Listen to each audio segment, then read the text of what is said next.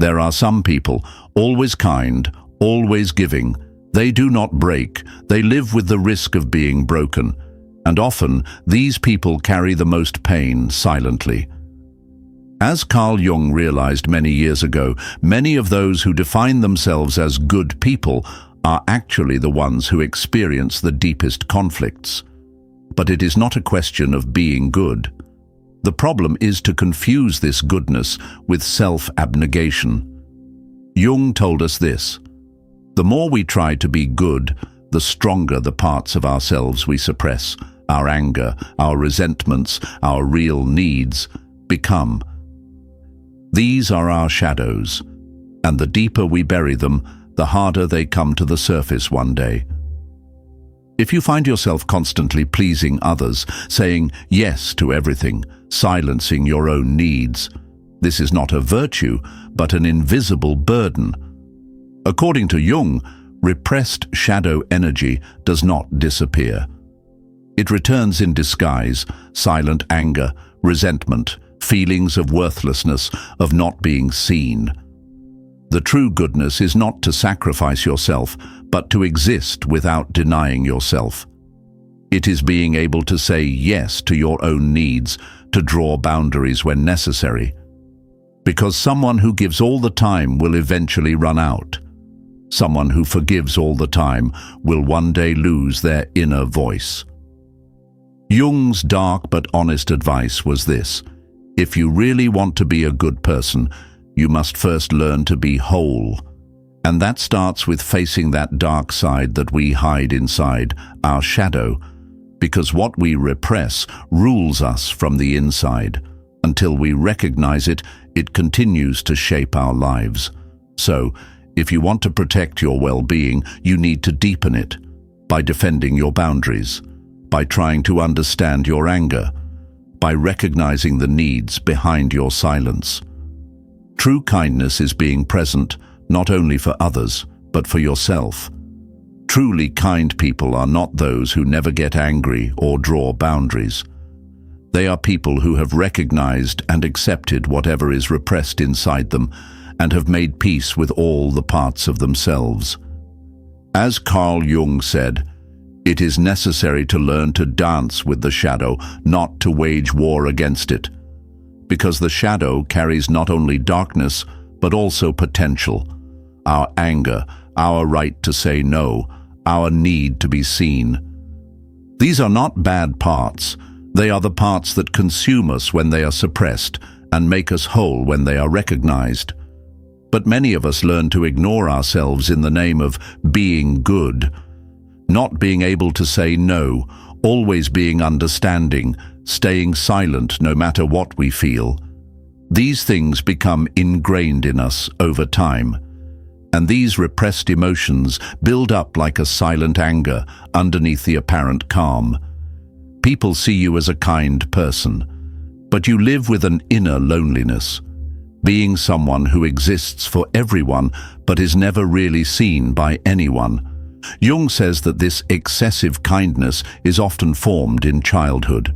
Maybe you became a good boy to keep the peace at home. Maybe you thought your worth was determined by how much you did for others. So now when someone needs you, you cannot say no, because deep down you think you will lose their love. But this cycle has a price. Silent anger, deferred dreams, unstable relationships, and gradual self-alienation. Constant giving only exhausts you. It also dulls your joy of living, your connection to your own desires. This is where Jung's warning comes in. Blind kindness weakens not only you, but also the people you help. Because someone who is constantly being rescued cannot develop his own strength. True kindness is not self-destruction. It is recognizing your own limitations and being a light to others. If a relationship always makes you the giver, but you can never be the receiver, it is time to question this structure, not yourself. Because while living selflessly, you may lose your humanity without realizing it. But true goodness is the power to touch others without giving up who you are. and this power is revealed when you meet your shadow. True transformation begins when we realize that kindness is not always an innocent virtue, because sometimes excessive kindness is a subtle way of avoiding conflict, rejection, or judgment. Behind every inability to say no lies the fear of losing love, and this fear over time becomes a way of life. Jung used to say that it becomes an invisible contract. I will always be the giver, and you will always love me. But it's time to change this contract. I cannot always please you because I am now honest with myself.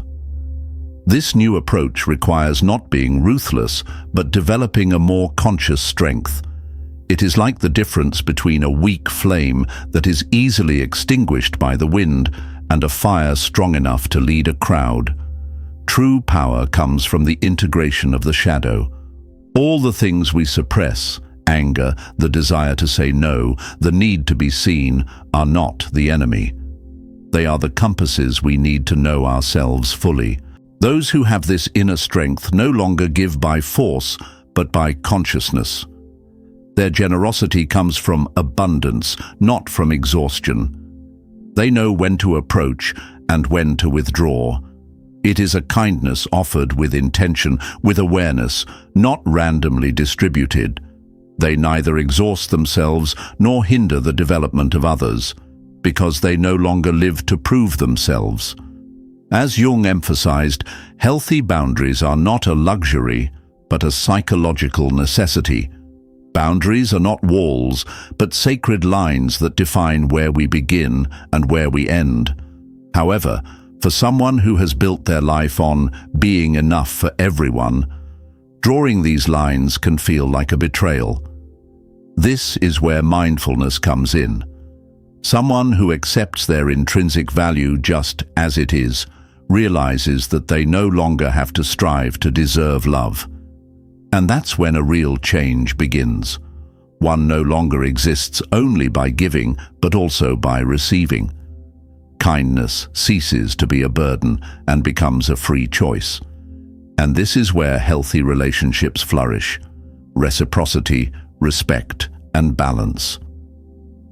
Over time, people who learn to set healthy boundaries encounter an interesting reality.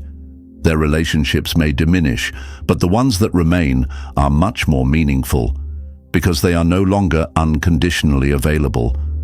Some people drift away because of this, but those who stay behind love you for who you really are, not just because you are useful. This transformation also changes our emotional vocabulary. We begin to distinguish between real guilt and the false responsibilities that others place on us.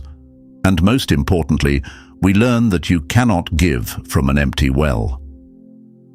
The true power of kindness comes not from being open to everyone, but from knowing when and with whom to share.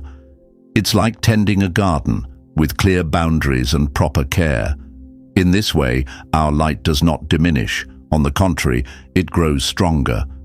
Because transformation begins not only by getting rid of darkness, but also by learning to be one with light and shadow. As Jung said, true goodness emerges by embracing not only our good sides, but also the parts of ourselves that we have suppressed and forgotten. This state of wholeness within us brings a wisdom that knows when to stop, when to speak, when to be silent, no longer by force. We no longer have to prove ourselves, because our power comes not from impressing others, but from mastering ourselves. And this power is like a controlled fire. It doesn't burn, but it warms. For someone who has reached this point, kindness is not a burden, but a conscious choice. He can say no without guilt. He can draw boundaries without anger, because now he recognizes himself. He does not reject his shadow. He knows how to dance with it. And he is not afraid of the darkness of others. This process is never a destination, but a continuous journey of balance. Every day is an opportunity to choose to be kind, not out of fear, but out of freedom. And this inner balance is reflected in our environment, because when we give ourselves permission to be whole, we inspire others to do the same. And then we remember what it means to be truly human. The ultimate transformation brings us to a point where we realize that kindness is a liberating force, not a limiting jacket. It is no longer a mask worn for approval, but an honest expression of who we are. It is a state of being where we realize that our strength and our compassion flow from the same place. And we discover that when our light and our shadow come together, they make us more whole, more real. This journey we take with Jung's wisdom is not just about ideas. It is an invitation to build a whole new relationship with ourselves. It reminds us that true goodness lies not in perfection, but in humanity, that we can be kind even when we are strong, and that wholeness lies in embracing not only the light, but also the shadow. This transformation begins the moment we begin to recognize ourselves instead of denying ourselves. I want you to ask yourself these questions. What parts of yourself have you suppressed just to look good? What strengths have you held back because you were afraid of being loved less? What boundaries have you never set because you feared they might disappoint you? Remember, your worth is not measured by how much you give, how much you keep silent, or how much you forgive. Your true power comes when you are not afraid to be yourself. And this power is not to crush others, but to realize yourself. This transformation Jung points to is not an outcome. It is a process, a path we have to choose again and again every day. It requires honoring our essence rather than sacrificing ourselves, choosing conscious strength over seemingly weak kindness, true commitment over automatic compliance. Today's world no longer needs people who just look good. It needs people who integrate both their light and their shadow. People who can both love and say no, who can both be compassionate and protect their boundaries. As you close this video, remember this: you are not here to be perfect. You are here to be whole. And in that wholeness, you will find not only the power to create the life you dream of, but the wisdom to live it with dignity. The question is no longer whether you are good enough, but are you ready to be truly powerful? A power born of consciousness, not fear. A power to transform yourself first, not others. If this message resonates with you, don't forget to subscribe to the channel, turn on your notification bell, and share this video with someone who really needs to hear it. Because this path starts with you.